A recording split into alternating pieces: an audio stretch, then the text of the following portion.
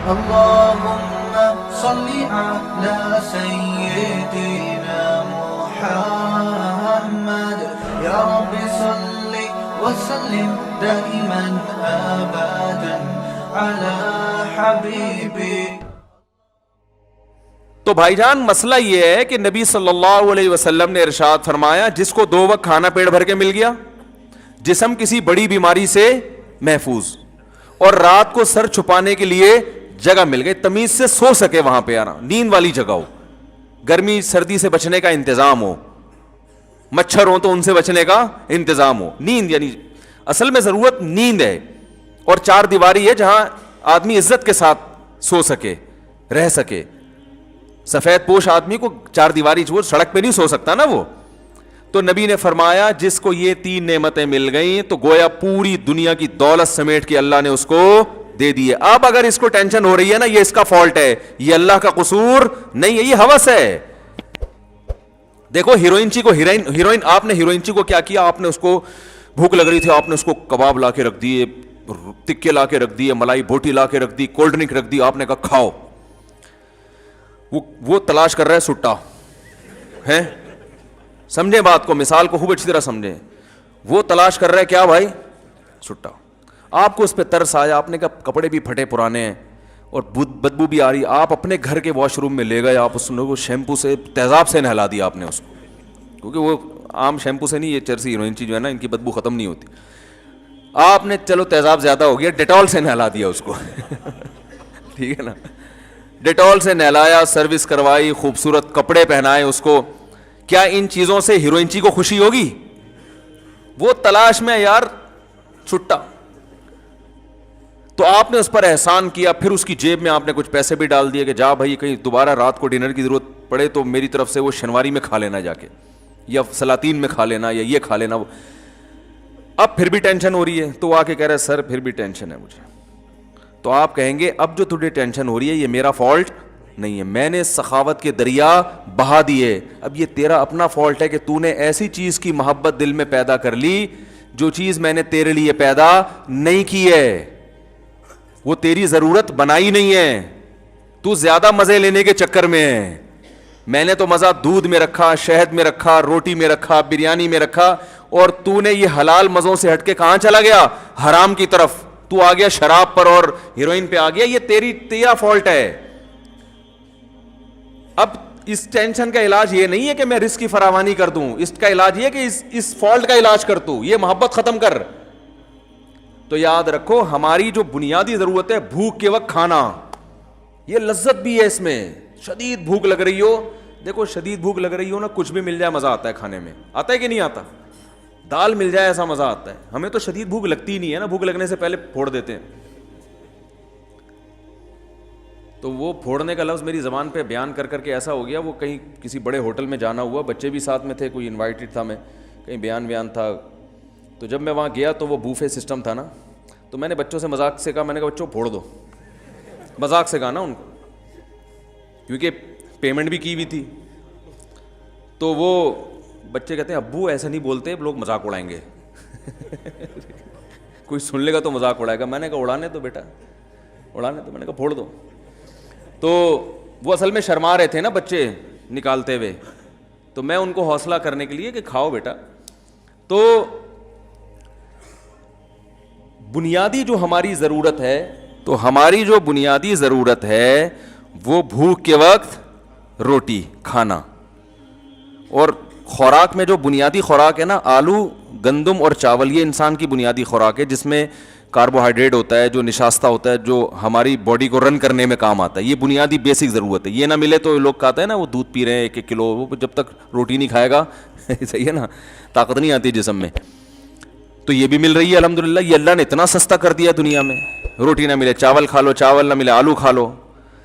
تو یہ اتنا سستا, یہ بیسک ضرورت ہے.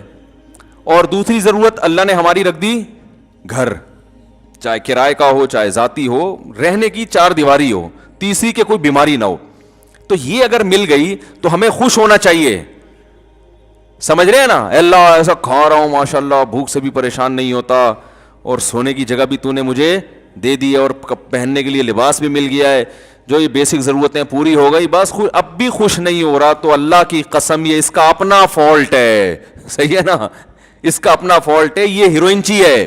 ہیروئنچی کو ہیروئن سے اتنی محبت نہیں ہوتی جتنی اس نے گاڑی بنگلے اور دنیا سے دل لگایا ہوا ہے.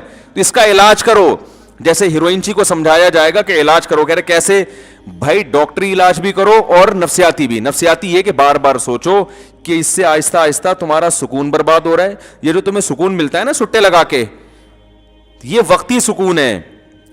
نہیں یقین آتا تو جن لوگوں کو یہ سٹا نہیں ملتا, جو نہیں پیتے, ان کے چہروں پہ رونق دیکھو, تم سے کروڑا گنا زیادہ ہے. اگر اس میں سکون ہوتا تو جو نہیں پیتے وہ تو ٹینشن سے مر جاتے, جبکہ ہم دیکھ رہے ہیں جو نہیں پیتے ان کے چہروں پہ بھی رونق ہے, وہ تم سے زیادہ خوش ہیں. تو یہ بار بار وہ سوچے گا تو چھوڑنے پر آمادہ ہوگا نا, پھر وہ علاج کی فکر کرے گا. بھائی بتاؤ, اگر وہ اس کا نظریہ ہی ٹھیک نہیں ہے, وہ کہے سکون میں وہ ہے جو پیتا ہے, تو وہ تو پاگل ہے نا, اس کا علاج ہو سکتا ہے.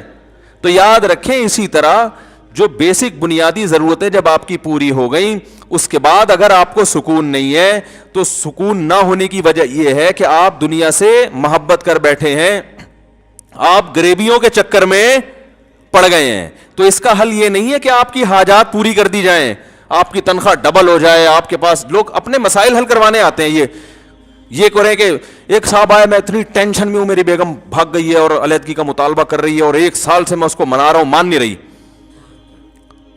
تو میں نے کہا بھائی آپ کے دل میں اس کی محبت بہت زیادہ ہے, ٹھیک ہے نا, تو اس لیے آپ ٹینشن میں آ گئے. اگر وہ آ گئی تو جو ٹینشن آپ کو ہو رہی ہے وہ اس کو ہونا شروع ہو جائے گی. ٹھیک ہے نا, کیونکہ اس کے ایٹیٹیوڈ سے لگتا ہے کہ جتنی آپ کے دل میں اس کی محبت ہے, بالکل اسی حساب سے اس کے دل میں آپ کی نفرت ہے.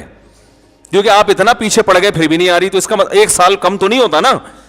میں نے کہا یہ اس کی علامت ہے کہ آپ جتنا اس سے چاہتے ہیں اتنا ہی وہ آپ سے باقاعدہ ماشاءاللہ نفرت کرتی ہے. تو جیسے آپ کی محبوب چیز ملنے سے آپ کو خوشی ہوگی, تو اس کی قابل نفرت چیز ملنے سے اس کو ٹینشن ہوگی کہ نہیں ہوگی؟ کیا ہو گیا بھائی, بات صحیح کر رہا ہوں کہ نہیں کر رہا؟ تو میں نے کہا آپ اس پہ خوش کہ وہ آپ کو مل جائے, وہ اس پہ خوش کہ آپ اس کو نہ ملے. تو اب میں نے کہا اس ٹینشن کا حل یہ نہیں ہے کہ وہ آ جائے. وہ کیوں آئے گی بھائی؟ اللہ نے چاہتے پوری کرنے کی جگہ دنیا رکھی نہیں ہے. کسی کی آ جاتی ہے, اکثروں کی تو جو گئی تو پھر بات واپس نہیں آتی. رپورٹ یہی ہے. جو رپورٹیں ہیں نا, ہماری اپنی بھی بہت ساری رپورٹیں ہوتی ہیں, لوگ بتاتے رہتے ہیں نا, تو ایک رپورٹ میں بھی مرتب کر سکتا ہوں. رپورٹ یہی ہے کہ اکثر نہیں آتی. تو اس کا حل یہ کہ دل وہاں سے ہٹاؤ, دل ہٹاؤ وہاں سے. کہہ رہے نہیں میرا دل نہیں ہٹتا. تو میں کہتا ہوں پہلے یہ فیصلہ کر لو کہ میں غلطی پر ہوں اور مجھے اپنے دل کا علاج کرنا ہے. پہلے مانو تو صحیح کہ میں غلطی پر ہوں. آپ تو مان نہیں رہے کہ میں غلطی پر ہوں. جو آدمی کہہ رہا ہے مجھے وہ چاہیے, مجھے وہ چاہیے, مجھے وہ چاہیے. جب ہیروئنچی کہہ رہا ہے کہ مجھے ہیروئن چاہیے, مجھے ہیروئن چاہیے بس. اب کوئی ہیروئنچی میرے پاس آئے, کہہ رہا ہے صاحب 1 ہفتے سے سٹا نہیں پیا میں بہت ڈپریشن میں ہوں, آپ اللہ سے دعا کرو مجھے ایک پڑیا مل جائے. خدا کی قسم آپ اس مثال کو مذاق سمجھیں گے, لیکن دنیا میں ہو یہی رہا ہے کہ اپنی خواہشات پوری کر کے ٹینشن ختم کرنا چاہتے ہیں. سمجھ میں آ رہی ہے بات؟ کیونکہ غیر مسلموں سے یہی سیکھا ہے. غیر مسلم کہتے ہیں آپ کی جتنی خواہشات پوری ہوں گی آپ کی ٹینشنیں کم ہوگی. اگر میرے بھائی ایسا ہوتا تو اللہ نہ کرے معاذ اللہ سب سے زیادہ ٹینشن تو پھر نبی کو ہوتی. ان کی تو خواہشات ہی پوری نہیں ہوئی. 40 دن گھر میں چولہا نہیں جلتا تھا ان کا. یوسف علیہ السلام تو بیچارے ڈپریشن میں چلے جاتے, وہ تو آدھی زندگی تو ان کی جیل میں گزری ہے. یعقوب علیہ السلام کہتے ہیں اللہ ساری جوانی میرے بچے سے الگ گزر گئی, اب بڑھاپے میں بچہ مل کے کیا رہ گیا, 4 دن کی زندگی رہ گئی تھی. وہ تو یہ سوچتے نا.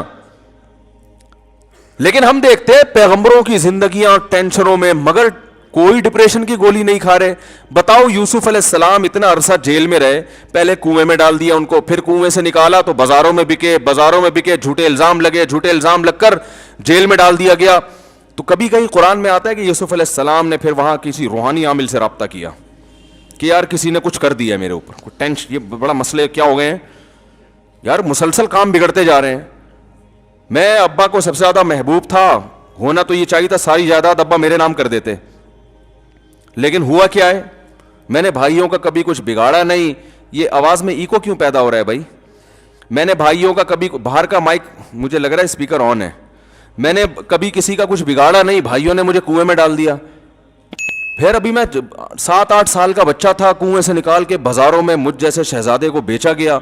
پھر بیچ کے چلو تھوڑے دن سکون کا سانس ملا تھا بادشاہ کے, چلو کسی اچھی جگہ چلا گیا بکے میں, تو سکون کا سانس ملا تھا.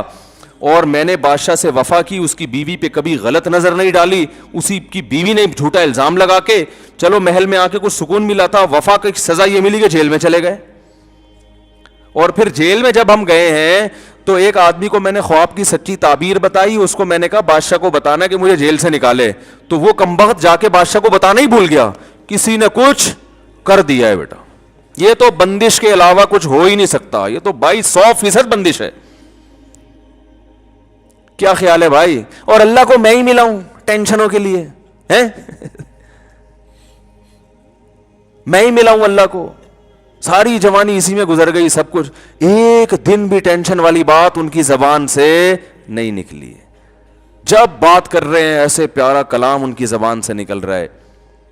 جب اتنی ٹینشنوں کے بعد بادشاہ کے محل میں پہنچے نا, اور وہ دروازے بند کر کے اس کی بیوی نے زنا کی دعوت دی.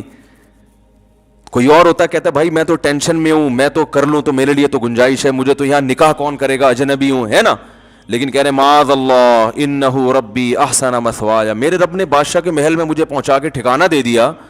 میں تو کنویں میں گر گیا تھا, میں تو بازاروں میں بکتا تھا, تو اللہ نے بادشاہ کے محل میں پہنچا دیا, میں اس کی نافرمانی کیسے کروں؟ وہ اس پہ خوش ہو رہے ہیں کہ بھائی کھانے کو روٹی بھی کا انتظام ہو گیا اور سر چھپانے کی اتنی خوبصورت جگہ مل گئی, تو بنیادی ضرورت تو پوری کر دی نا.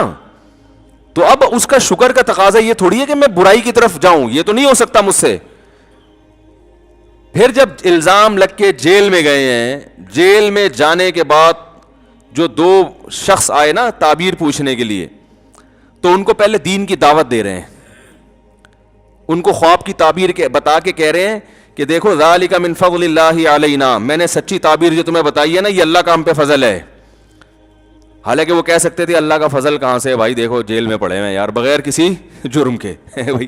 لیکن خواب کی تعبیر سچی بتا دینا اللہ کی ایک نعمت ہے نا, یہاں نعمت کو ہائی لائٹ کر رہے ہیں کہ بھائی یہ میری بنیادی ضرورت نہیں ہے کہ میں خوابوں کی تعبیر بتاؤں, لیکن اللہ نے میرے اوپر ایک الگ سے احسان کیا جو عام لوگوں پہ نہیں ہوتا. وہ احسان یہ کہ میں تعبیر بتاتا ہوں سچ نکلتی ہے بالکل.